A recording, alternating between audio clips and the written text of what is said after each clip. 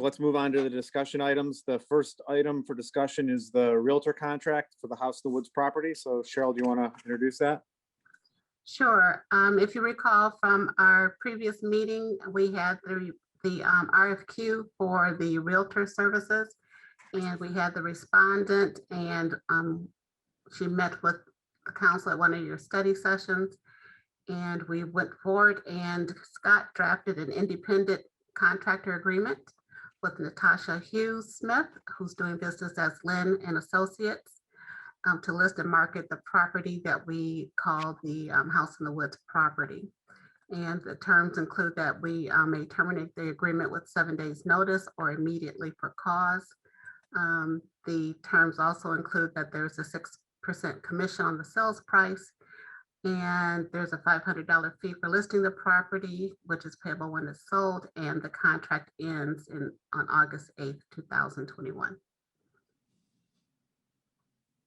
Okay, so anybody have any questions or discussions on that? That's coming up. That's coming up as an action item later on for approval, correct? Yes, and she may be in the audience. I can't see, so I don't know. She is. Ms. Hughes. Hang on, I think I have to allow her to talk. So, Kelda, are you? Yes, I got it. You got it. Okay. Yes. And Kelda, if you could also see if you can give Kelly, she's on by phone, I think. And Yep, unmute. she's here. Okay, great. Okay. Ms. Hughes, can you hear us? For me. Yep, we just heard you. Okay. All right. So do you have anything to add, Ms. Hughes?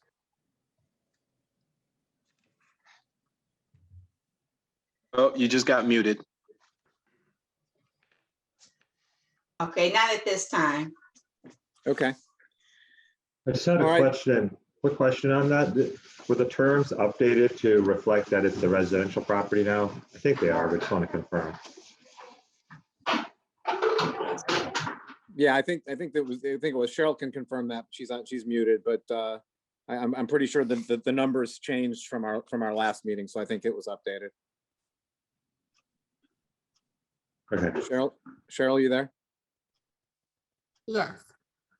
Okay, thank you. I'll make certain before we sign anything that that is correct. I'll have to go back and look.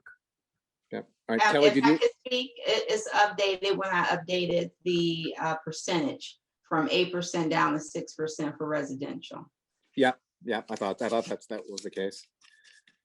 All right, Kelly, do you want to take back over, or you want me to keep going, or? Okay, you're unmuted. It's all you. Oh, thank you. So next up is the cannabis update. I don't have any updates. That's pretty simple then. Okay. Infrastructure committee update. All right. So before I get into the infrastructure update, the mayor has asked me to talk about a variety of issues.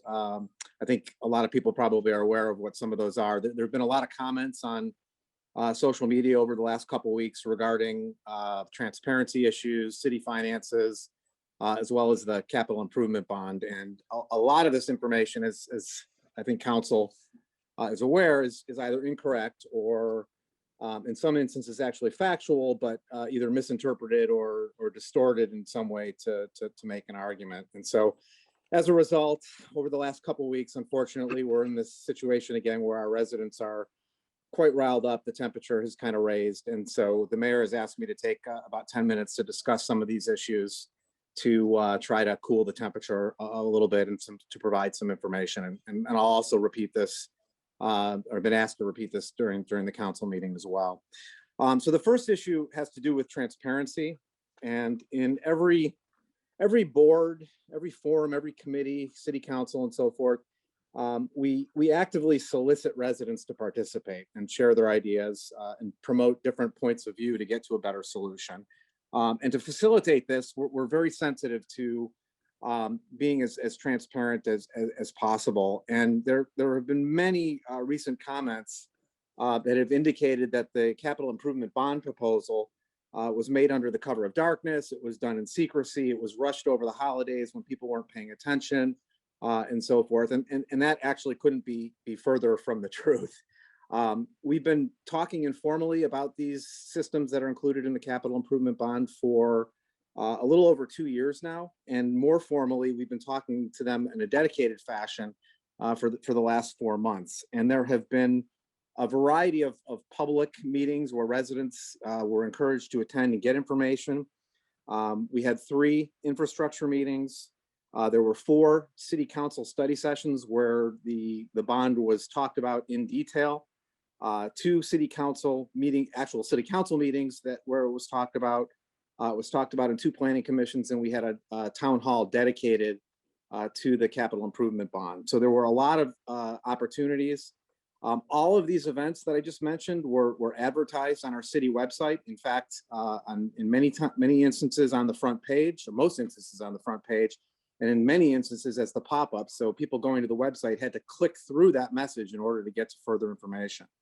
In addition, they were advertised on the city Facebook page, on the weekly e-newsletter that goes out to 1,000 residents, and then as well on the villagers Facebook page. And to add to that, all of the meetings, once they've occurred, they were recorded, and they were posted on Facebook. They were posted on YouTube. And then for those people who don't have internet access, we also posted them on the public access TV station where they were played where these meetings get played 5 times a day. And lastly, all the documents from all of these meetings are available anytime at City Hall if a resident stops by. So short of taking people by the hand and saying, hey, it's time for you to come to a meeting, I'm not quite sure how we could have been more transparent about this issue. Every effort was made to be transparent and make information available, and to provide residents with an opportunity to provide input and help shape the bond proposal. But transparency is a two-way street, and being an informed resident requires a resident to actually make an effort to seek out information in order to stay engaged. So it's really disheartening for a lot of us that the efforts of so many to improve the community is being attacked by residents, not based on the actual tenets of the solution, but rather due to anger over supposed secrecy and so forth, which could have easily been avoided by simply making an effort to stay engaged because the information was out there. Another topic that kind of helped feed this secrecy theory had to do with the posting, or I should say the publishing of the notice of intent in the Oakland Press instead of the Southfield Sun.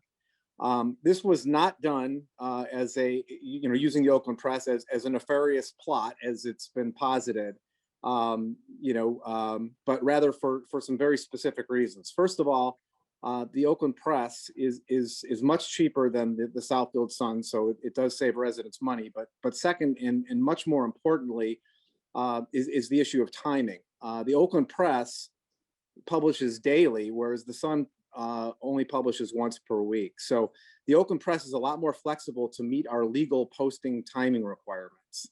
So if we miss the Sun's deadline to get it in the paper or get it in the Sun, we have to wait a full week before we can post it again. And that doesn't meet our legal obligations in many instances, which is why we tend to use the Oakland Press. In fact, we have a zoning board of approval meeting later today, and that was also put in the Oakland Press. So that's a regular occurrence for us to use that publication. And the Oakland Press, the post or the publishing there, satisfies our legal requirement. But again, there were a plethora of opportunities for residents to learn about the capital improvement bond outside of the Oakland Press.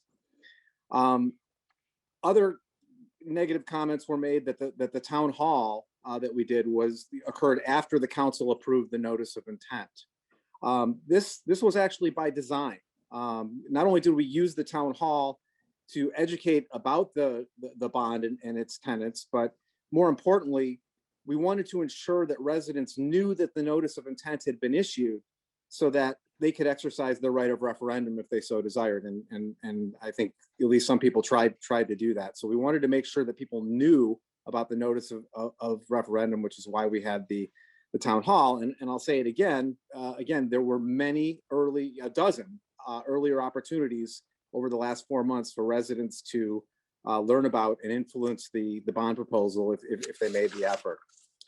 And then the last thing about the bond proposal, actually the only comment that we've seen that was critical of the proposal itself was the comment that we weren't taking a holistic or a more coordinated approach to the city's problems.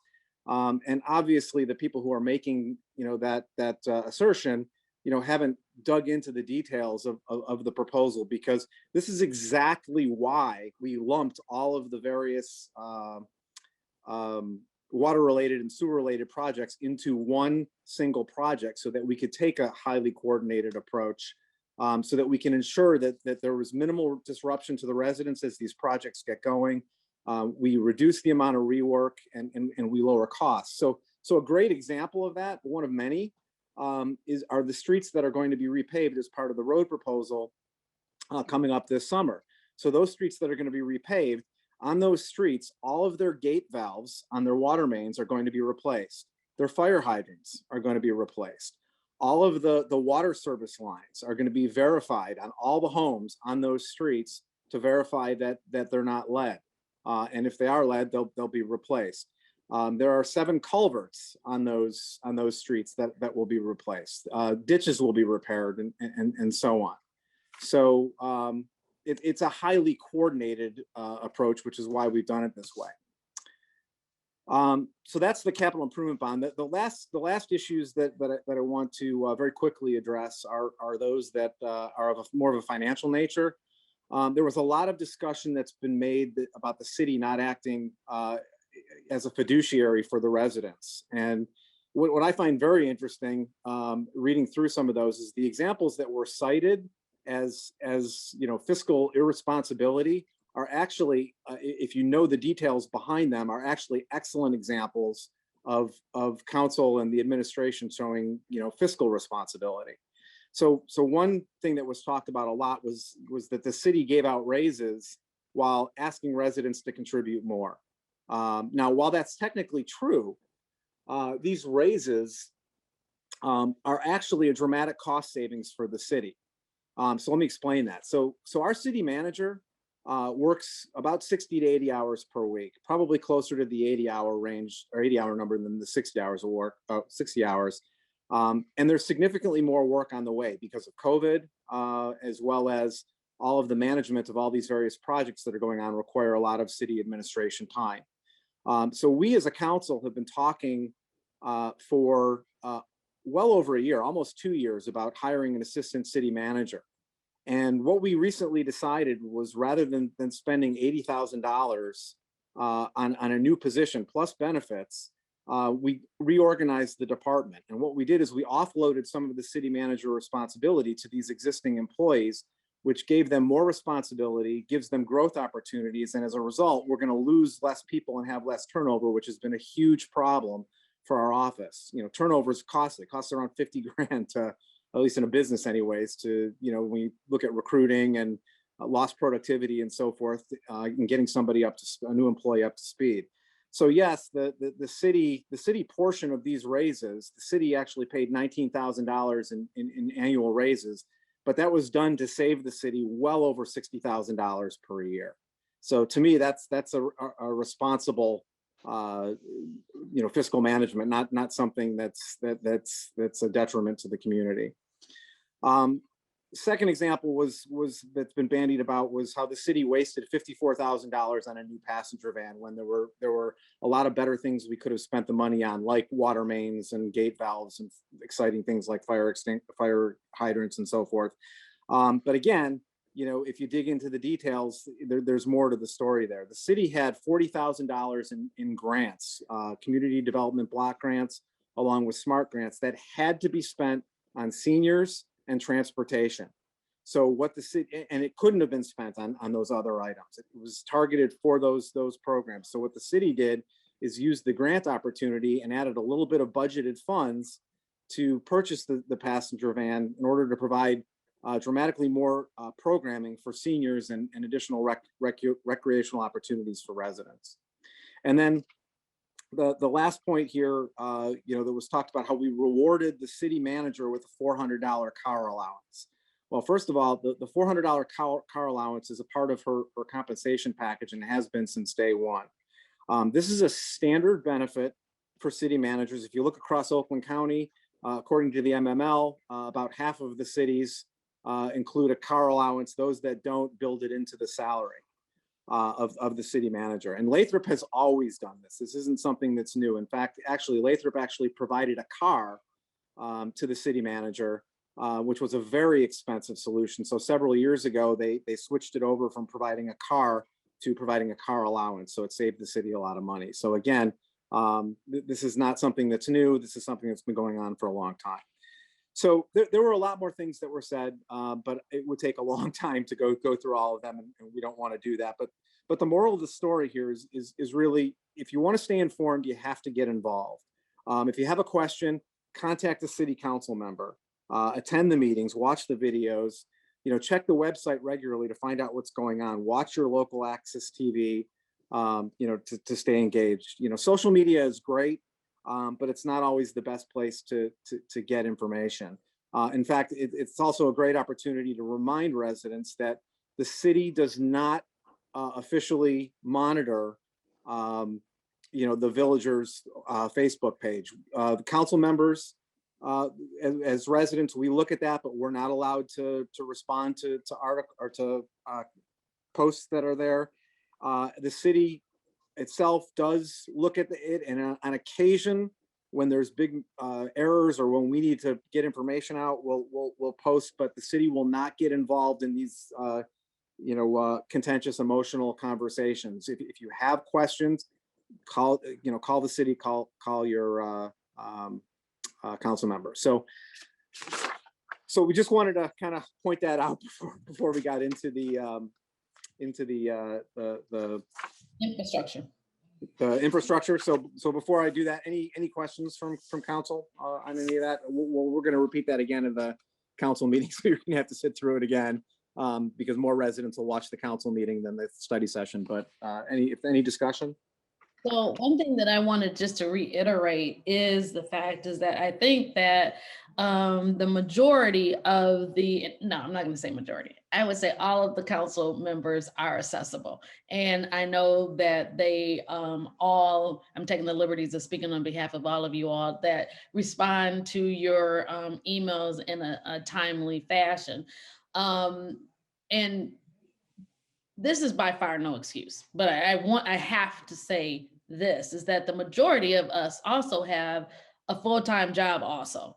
I can speak, and sorry, Ian, I might be throwing you under the bus, but I can honestly say he and I haven't been able to do certain things because our jobs fluctuate a lot on times and projects that we have to do. And same with Salim. I know Ian more because we've talked about it more, but the fact is that this, and again, please don't take this as a caveat to say, we can be slipping or anything like that. This is a volunteer position that each one of us have been elected to do. And that's what I think that this council has done a very good job of making sure that we do what you have elected us to do. I personally can tell you that I work 40 plus hours a week for my job, but I've been putting in anywhere between 15 to 20 hours extra for council. And I'm very gracious that I'm able to do that. And I'm so happy to be a part of this group. So don't take that wrong or take that out of context. And I've been doing this for the last 10 years of commitment of my time and efforts and tears sometimes. Some of them on the call, no, there's been some tears that have happened. But it's just the fact that we came to this point to say all of this because it's hurtful in the fact that we know that we're doing the best for the residents because also we are residents. So just like if you're saying that, the water bills go up, for instance, I know that they've been going up because I have a water bill too, but I also know that minimally coming out the gates, my bill will never be under $50. And so those are the things that, I really want all the residents to understand that. And that's just for your water. Your water will never be under $50. And so it's either Bruce or Cheryl to correct me. I forgot all of the $54.08. thank you. And just going through the packet today, that, it's out there for everyone to read. If you read every single page of it under GLEWA, it appears, correct me again if I'm wrong, there's another water increase that's coming for 21-22. And so these are water services that's handed to Lathrup. It's not something that we're arbitrarily doing. Now, I will say there have been errors, and that is what we're going through now. And I can lean on Pam to say I know that she is personally going through them and helping people with the billing, water billing errors. Again, saying all of this to say, we're doing the best that we think is possible for the city of Lathrup Village, and that's what you elected each one of us for. If you have any questions or you have a concern about anything, this is the right forum to come to and discuss those questions, or discuss what's on your mind, or even emailing us or even calling us, because even if we don't have offices at the city hall, you can leave a message and we will get it. So I'm sorry I was on my soapbox probably way too long, but these are all the things that I've typed many times over in Facebook and had to delete it. So just to let you know that that I'm just kind of putting the cherry on the top of Bruce's cake. So Ian or Salim, do you have anything to add to that? I have something. The council people that are on this video call are the most accessible that I have experienced in the last 10, 15 years. I'll be honest with you. And I've been here well over 20 years. And we are so accessible. You can call us at any time, and our numbers are listed. And for someone to say in passing, well, hey, Bruce owns a cement company, or, this is a cash grab, or whatever you want to call that, it's just a slap in the face. During this time of COVID, where our city manager is working 5 times as hard to keep people safe, and at the same time keep herself safe and her family, for you to say that, what's going on is nothing short of conspiracy and a cash grab, it's embarrassing, and it's insulting to us, because we're residents just like you. We have nothing to gain but to do a good job here. That's all we can expect, that we come together and we work together and we finalize all these items that are in the agenda. That's all we've ever done in the last 5.5+ years, that we all work together. So that's all I have to say about that. Everyone knows I'm accessible. They can call me anytime. And that's all I'm going to say about it. Thank you. No, I think it's been well said. I mean, I guess I would just reiterate that this council does the best we can for the residents. We have good interest at heart for all the residents, including ourselves, because we are residents. And I take negative comments as coming from the minority of people, and really I start to lose my patience with those people, because if you want to be involved with the city, get involved. Join our meetings, come to study sessions, come to the council meetings, and don't start complaining that you haven't heard anything when you've been given every opportunity to get involved. So that might be a little, I don't know, people might think it's harsh, but hey, that's how it is. And you guys elected us. And if we don't hear from you, and since I've been on the council, very few people attend the meetings, very few people ask questions. You elected us to make decisions, and we're going to make those decisions. So that's just how it is. That's my comments. Okay. All right. Thanks, everybody. So let me just give a quick infrastructure update on page 12. That it's nothing you haven't seen before. It's basically just a listing of the capital improvement bond projects and the associated costs. We've already gone through in detail and several other times in meetings over what each of those projects entertain. As you know, we did do the notice of intent. That notice started the 45-day clock, which closed at end of business today, February 22nd. I believe there was a petition. I'm sure Cheryl will get it out to us. There were about 200 people who signed. What's that? 198. 198 people who signed. Let's see, we've met with Sunday Services, who is essentially our contracted DPW. We're working on a contract for all the work that's getting farmed out, or that will get farmed out to them. They will be starting relatively soon. The plan is to do 54 gate valves, 40 hydrants this coming year, as well as I think it's 550 material line excavations. So in other words, digging up the stop box in front of the houses which is a legal requirement for those that don't know, from the state of Michigan, an unfunded mandate. About $2.5 million of this project is unfunded mandates from the state. So basically that means things that we have to do under law that we have to pay for. So and that they're not funded by the state. So the material line verification is one of those things. So those will start by Sunday Services. It says here on the sheet 8, but I think there are 7. That might be a typo. Or maybe something's changed since the last time I talked to Cheryl and Engineer Scott. But there are 7 homes that'll have culverts replaced. Water meters, we're having a really slow response from residents in terms of the self-check, which is very important. Just as to put a plug in here, if you're a resident that's watching, check the city website. We're asking that you pay. What's that? We have more than enough volunteers for the water meters now.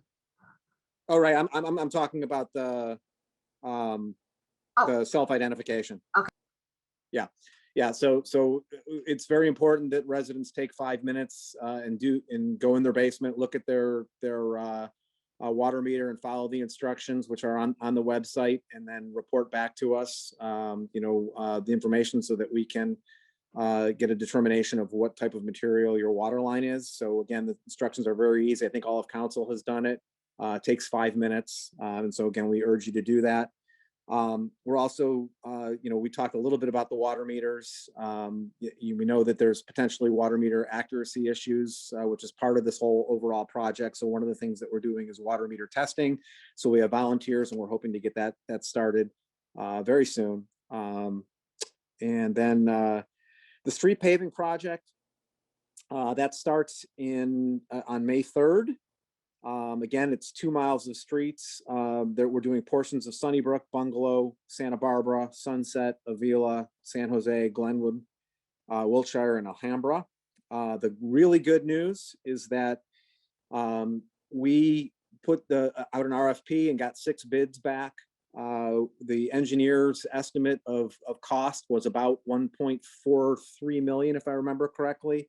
And then the bid that we're recommending to council later tonight to accept was actually for 1.16 million. So it came in well under the expected cost. So the good news is that that'll leave more millage money to put towards the roads. And so we'll hopefully, if this trend keeps up, we'll be able to do more road than we initially advertised during the run up to the election for the road millage. The sidewalk replacement program, we're going to table the discussion, I believe, for this meeting, or for the action item. We want to talk about it a little bit more before we bring it up to council, so that will possibly be on the March 1st special session. Cheryl, anything else important that I missed? You do have a question in the audience. Okay. Trying to see it.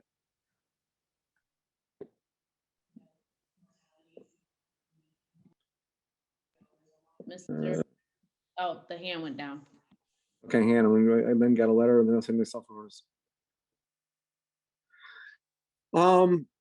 Yeah, so basically when you guys do the self self-reporting, the picture that you send along with the information gets analyzed by one of our engineers, and I think what that's saying is that when the engineer analyzed the picture, they couldn't tell for certain what the material was, and more than likely what that's going to end up requiring is that it's going to require an in-home visit is my guess.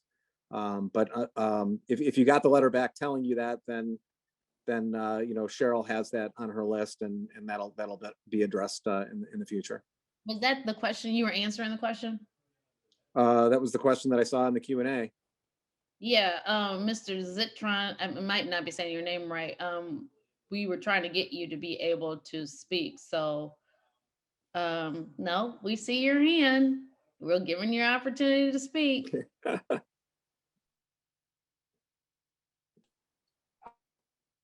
Why don't you, Ian, why don't you try sending it in the chat? Hang on. Oh, Okay, there you go. I can hear you. there you go. All right. I couldn't see the unmute option at the bottom.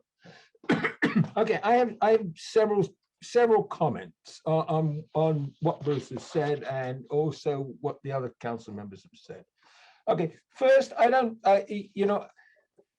speaking only for myself, I agree ad hominem comments are entirely inappropriate. But I think that there are several issues with this water and sewer proposal that I objected to. I was one of the people who signed the petition. I circulated it. I'm very sorry that it didn't reach the minimum number. I think, yes, Bruce, you said darkness and the allegation of darkness and secrecy and being rushed. Well, yes, you're right. It's a two-way street, yet it really did seem, it seemed to a lot of people, and I was not the only one, that it was rushed through, notwithstanding the fact that there may have been meetings. What I particularly objected to, and I am looking at the document published by Dr. Cheryl Mitchell-Therio on its council communication. It's a notice of intent. Okay, there are several issues here that really bothered me. The bonds will be issued without a vote of the residents unless there is a petition received. Now, I personally was really very bothered by this. Yes, we do elect you to look after our best interests. Yes, you were put in place for that. I don't think anybody is imputing negative motives to any of you. And I'm sorry if you feel that way. But, without a vote of the residents really bothered me. The issue of the Oakland Press, well, get your deadlines straight, guys, because I've asked around and I don't know anybody who reads the Oakland Press. So if the Southfield Sun, which we all get on a weekly basis, has a deadline, then work around that deadline, meet the deadline. Because otherwise, it gives the impression, it may not be your intent, but it gives the impression that this is somehow being slipped by the residents. And again, I believe I'm not the only person who thinks that. Sir, we Yes, only have ma'am. 3 minutes for public comment. Oh, Yeah, so well, is okay. there a question that you are looking for, or? Yes, okay. The sidewalk, ditch and drainage improvements in this, are these not part of the larger proposal that was rejected last November? No. So well, first of all, last November, the Sorry, proposal no, wasn't. not last, the one that was previously rejected, the very large one. Right. So that was rejected. We came back with a different road proposal Right. that did have that did address the ditches, but the ditches Yeah. were not being addressed through the money from the road millage. So there will be ditch repairs done via special assessments as part of over the next 3 years, Right. as part of the road assessment. And so what the money that you're seeing in the capital improvement bond, I think it's $300,000 if I remember correctly, is essentially, you can think of it almost as seed money. So the city has to pay for those projects up front, and then the residents have up to 10 years to pay it back. So we need a source of funding to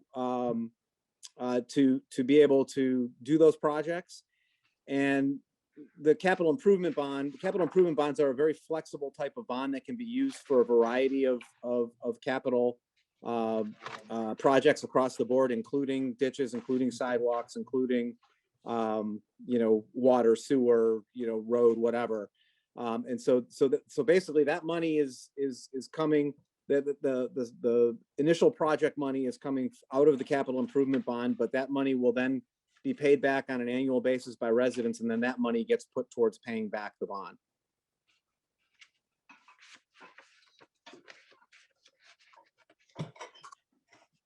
Okay, one is, I just realized what time it is, and it's 6:40. There is another opportunity to speak through comments, because we still have 2 updates that we need to go through. So hold any other questions. There is a portion that you can ask another question at. But if we can move to the MuniCode meetings, that update real quick. Yes. Well, I wanted to let you know that we have started the transition over to using Unicode for our agenda packets. So just getting over that learning curve. And one of the things that we need to incorporate is the time for the public comments and having that appear on the agenda. But I wanted to let you know about that. That was all? Yep. Okay, thank you. Technology upgrades. From the last meeting, if you recall, we indicated we wanted to move to some things that would make it easier for our residents as well as staff in terms of our processes. So one is point and pay, and we're in the process of getting onboarded with that so that people will be able to pay for water bills, permits online using a credit card, or I think it's a check. So that's in the process of being adopted. On ClearGov, if you recall, I have presented to you the information in regards to their budgeting platform, and you had the presentation, which I think is really impressive. What has become clear in further conversations is the other component part, which is the building of the budget, which is not incorporated in that particular module. It's a separate module, which even after speaking with them from the original, I think it was $10,000 plus, they negotiated it down to just under $8,000. But I just thought that was too much for an annual cost at the present time. So I'm seeking to just not move forward with utilizing them at all if we were still going to have to use the spreadsheets. It wasn't a major savings to me. And then in regards to Intellinetics, they were already performing secure scanning for the police department. So we're going to be adopting it on the administrative side as well for some of the building department records, so that they'll be accessible easily, especially for our staff and now attorneys, and trying to get access to various building files, because it did make sense for us to get the hard copies and make another copy of them each time somebody was asking for them. So we'll be utilizing those. Thank you. Was that was it? Yep. I'm going to yield back for my comments because I think I've said everything that I wanted to say. Ian, I saw that you had your hand up. Oh, that's I think it was the other Ian. Oh, Ian Ferguson. Oh, sorry. I accidentally hit that raise hand button. My apologies. Oh, Hey, okay. Kelly, Yes. before we go back in, before we open it up for public comment, I just want to respond to Mr. Zitron. Yeah. Tyrone, I'm going to say, I'm going to be less formal. Ian, I'll respond to you because I don't want to say your last name. And it's probably an answer you're not going to like, but I'm going to give it anyways. So as far as, doing these projects without a vote, again, the city, Salim was pretty blunt a few minutes ago. The city did elect us to make these decisions on behalf of the residents. And with respect to, these infrastructure decisions, which we as a council knew were going to be big decisions that are going to affect the pocketbooks of our residents, we did not feel comfortable just making the decision as a council. And so what we did is we started the infrastructure committee to do the research and to get resident input and to make recommendations to council. So we actually put another layer in there to get more of a voice from residents. And the way, and Scott Baker, you can correct me if I'm wrong here, but the way that the state governments are set, or city governments are set up is so that for these kinds of things, the elected officials can make these kinds of decisions, because if everything goes out to if every decision we make, or every decision that has any substantial cost, 20,000, 50,000, 100,000, whatever, has to go before the voters, we're never going to get anything done. And so what the state laws do is they allow city officials to make these decisions, and then if the decisions are felt to be egregious or just not in the best interest of the residents of that city, then residents have a right of referendum, which is why we were required to give a 45-day notice of intent, so that residents could exercise their right of referendum if they felt that the decision that council is making was wrong. And if an overwhelming number of residents felt that way, then it would force it to go to a vote. So I don't know if I put that eloquently enough, Scott Baker, but did I misstate anything in there? No, you're right. With giving the right of referendum is exactly that. It gives the residents the opportunity to call council back if they feel they've gone too far. And that's the reason, that's the rationale behind the 45-day notice of intent, like you stated.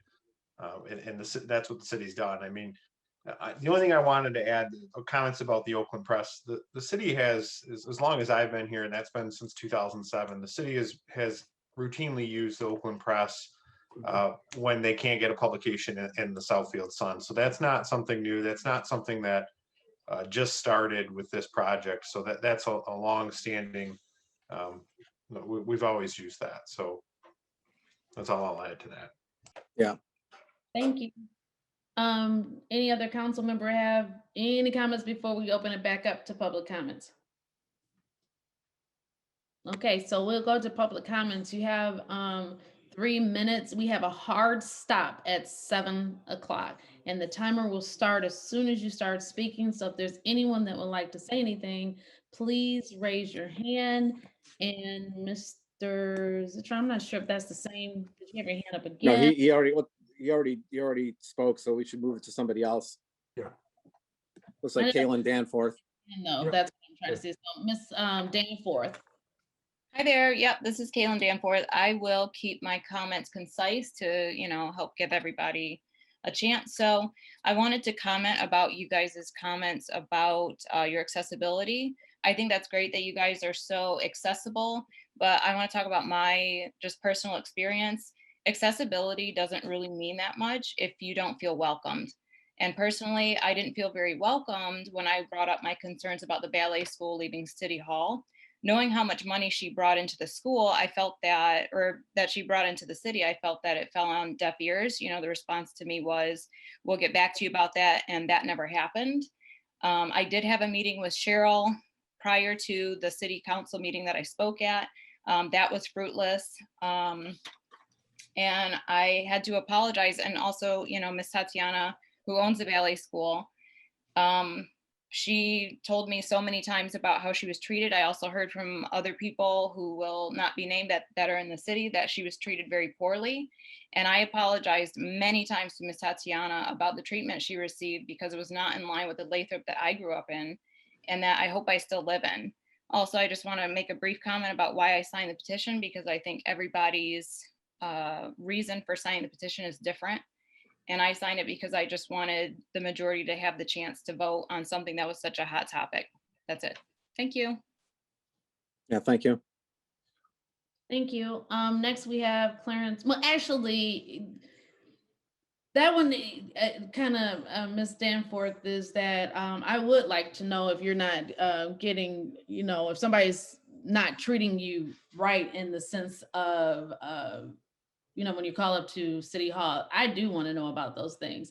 And I will say this, and again, I'm speaking out of turn probably for the majority of the council, though we may not publicly always say what or display publicly what our thoughts are or what we communicate, it was communicated. So I apologize that you think that it fell on deaf ear, but it didn't, because this is public comment, and this is where Scott has to come in. This is technically not the back and forth situation when it's a public comment in a council meeting. It's simply where you address the council and it's giving your opinion. Am I saying that right, Scott? Yeah, technically, public comment is not a dialogue or a discussion on an item. Sometimes council will choose to address comments raised during the public comment, but typically it's just for council to receive those comments and then address them appropriately at a later time. Okay, at the city council meeting where I spoke, my information was taken down. I thought it would be for a purpose to hear back and about the topic that I raised, and that never happened, unfortunately. So again, I really, I'm shocked, because that's what we all just depend on, whoever comes there and you get the information that you're followed up with. But I also encourage you, and kind of what Bruce said too, is that there's still a responsibility, and don't take that offensively of what I'm saying, that follow up with us. If you didn't hear anything, I don't mind you reaching out to me to say, I'm still looking for somebody to tell me what's going on or something, so I think that's what we mean by accessibility. So I will follow up with administration to see exactly what happened, and I apologize that you had to go through that. Thank And you. and Kaylin, speaking as the retired council person, the only retired council person, I will typically answer emails the same day, if not within 24 hours at the maximum. So you can ask any of the residents that contact me. I always get back within 24 hours. So feel free to contact me as well. Thank you. Next we have Clarence Mosby. You have, actually, it's going to be 3 minutes. Excuse me. Can someone unmute him?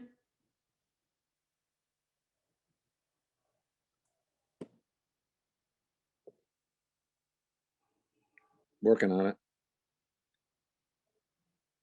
I think he's muted, because he's not muted on our end. He's unmuted. Just don't do anything, Bruce, because he's unmuted. Oh, Go ahead. there he goes. Okay, there we go. You can hear me? Yep. Well, good evening. I wanted to just be able to voice a concern regarding the project, the House in the Woods project. I'm actually a resident on the Village on the Circle, and have been a resident here for 14 years. And I have a concern that that project was not necessarily communicated to us in a timely and appropriate manner.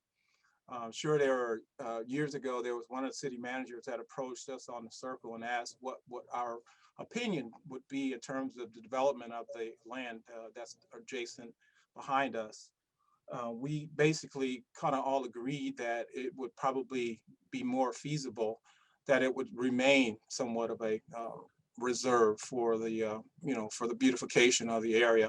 And of course, we get a chance to experience the animals in their natural habitat. The concern is more so geared around the master deed that we currently have in place. And when it relates back to the number of new projects or new homes that should actually take, I guess, residents in that new area, Of course, the master deed indicates that there should be no more than a maximum of 12 units that should take part in the circle, as we call it, the village of the circle.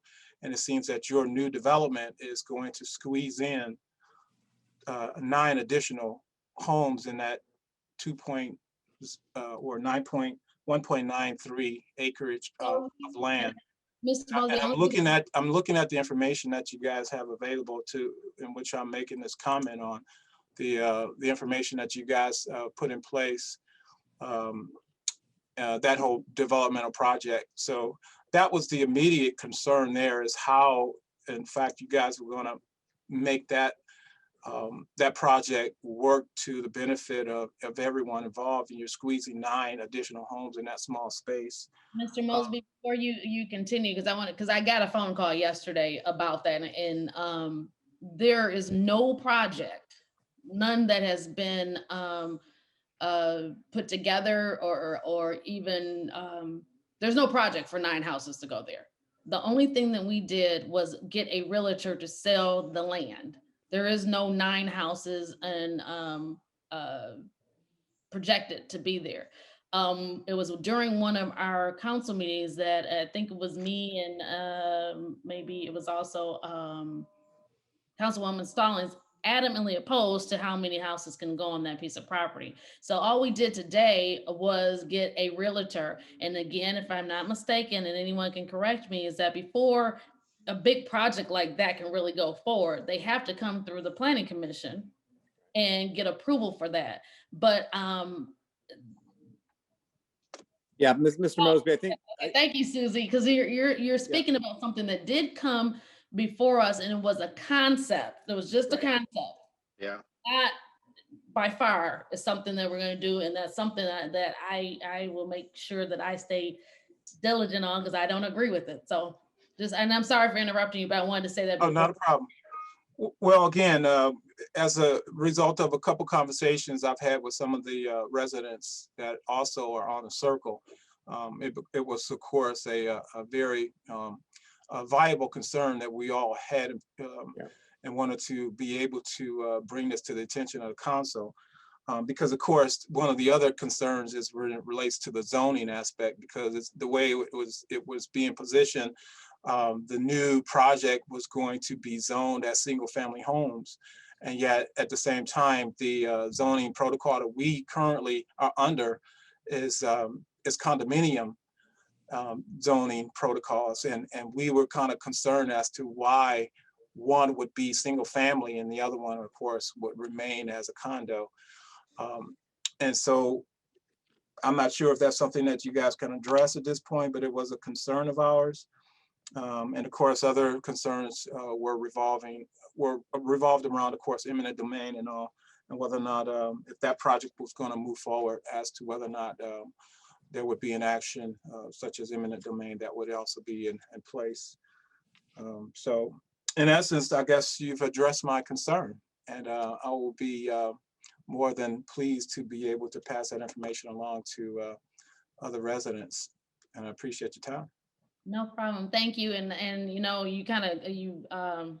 I meant to bring that up because I just got that phone call yesterday. We've had so much stuff going on, and yeah, that's still going to be single family homes, or a home, hopefully home, because that's my own opinion. I think 9 is too much also. So stay tuned on that. Yeah, and it is zoned. I think Cheryl just texted us. It's zoned R3 single family. I think we had time for one more, and it's Ms. Babcock. Good afternoon. Good afternoon. I just quickly want to say, I know we received a letter, and also I always pop across the street to talk to Celine on certain issues. And we've been living here 28, I think, going on 29 years. But year after year for the past, I don't know, Celine, if you remember, maybe 6 or 7 years, the water levels when we get rain is really high. Like, we have lakefront property now, okay? And it takes forever for the water to dissipate. And I know we received a letter about the culverts for the ditches. And it sounds like we would have to pay for that, even though it's on city property. So, and we have not been designated as a street. I know we had streets replaced, but we have not been identified, you know, regarding the ditches or culverts, because it's an issue. And I know some residents have pools in their backyard, not intended pools, but just water collecting. So that is a concern of mine. And Celine knows. Elsie, are you north or south of the Ruvelos? The street from Celine. So Right across the street. North Celine? North, a little bit Yeah, north. Yes. Yeah, I'm very familiar with your property because we had some issues over there with the water. I mean, Keep your yeah, comment to about 1 minute because we have to jump over to council. So just go ahead. Bruce, Okay, when yeah, you pass my Not house, you. do you have to that's why say? I was talking about Bruce. yeah. I was just gonna say, you know, it's you know, the first proposal that we had, you know, a year ago, November, you know, was designed to address all the ditches because it's a problem, you know, across Lathrup, but you know, that was turned down by the voters. And you know, we went for a much more scaled back approach where we're only addressing the you know, the ditches associated with the streets that are getting redone. I know Lathrop Boulevard isn't getting one of those streets. So I mean, we could have, I mean, I know the city man or the city engineer has been out there on multiple occasions. I just don't know what there is that they can do other than, you know, a project that would, like I said, you'd probably be liable for the cost. But yeah, I wish I had better news for you because I mean, you're not the only one that you know is in that situation. We tried to come up with a solution that would fix it for everybody, but it was turned down. So now, as far, you know, just a final thing. So Elsie, so, you know, we're not one of the streets that's going to get redone. So if we want our ditches to be fixed, we have to kind of get together as a group and try to become a special assessment district.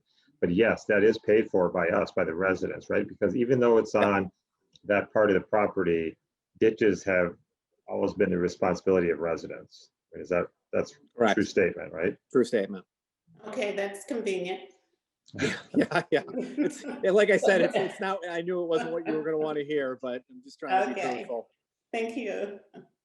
Thank you so much for participating and asking your question. I do appreciate all the people that have that joined in and, you know, brought your questions here instead of taking it elsewhere and get your answers from the horse's mouth, so to speak.